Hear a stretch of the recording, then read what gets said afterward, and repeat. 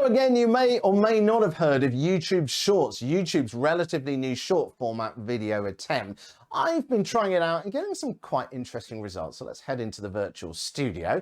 Now, I know Patricia Curti of Gallery of Ideas, who I've been doing some stuff with recently, has been experimenting with these and finding some quite surprising results. So frankly, I wanted to find out for myself. So let's have a look at the stats. The first video I got 0 views. The second video I put out got 0 views. The third video I put out got 248 views, which is not huge, but it happened suddenly over a few hours, and that was what surprised me. I've put out another video since, which got over 300 views. So do they work?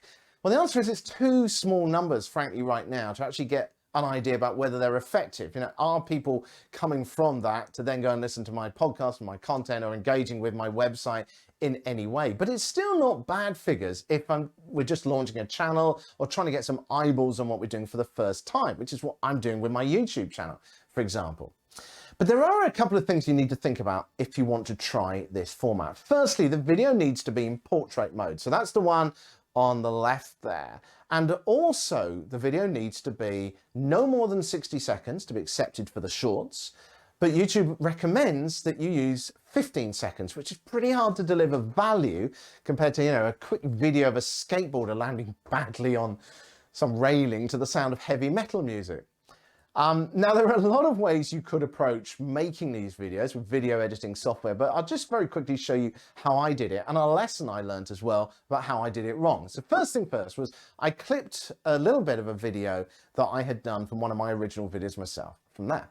Then I added subtitles with Descript, which I actually didn't need to do as YouTube generates them themselves. So you don't need to worry about that there. It adds them on for you automatically. I then wrote a program myself to convert my videos into this portrait format. Now, you can do this with video editing software, but I wanted to find a way of doing it really quickly. And this program also then would add some wording to it as well.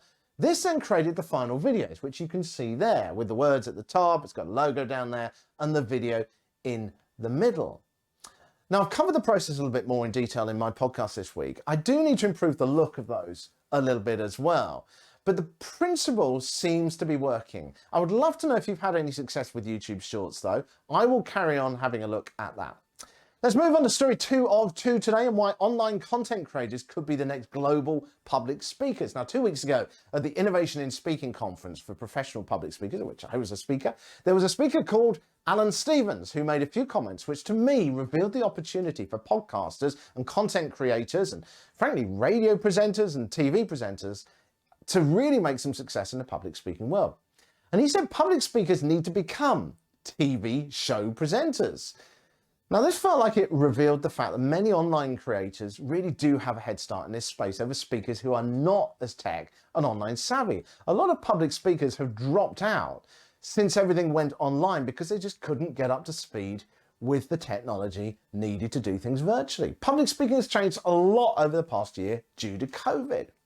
Now, a new style of events called hybrid events looks likely to become a lot more common as well. They're already underway, but with a future and people traveling less, they could be a lot more popular.